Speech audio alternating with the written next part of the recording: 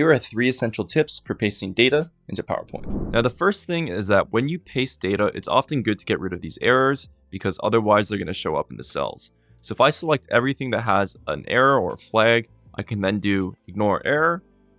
And then I can also get rid of this comment for just a quick second. So I'll delete the note. I'm then going to select everything, do Control C, and then do Alt ES in PowerPoint, select Enhance Meta File. Now, the second tip is really an overall aesthetic guide that you should have in PowerPoint.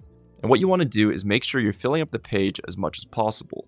You don't want to leave a lot of white space on a page, especially if you have to present this. I would actually say that you want to take up as much space as possible. Maybe that's making the table even bigger and adding a bullet point up top. And the third tip is related to this. If you right click and then go into size and position, you want to make sure that the scale, height, and width is not too crazy. I like to keep a range between 75 and 150%.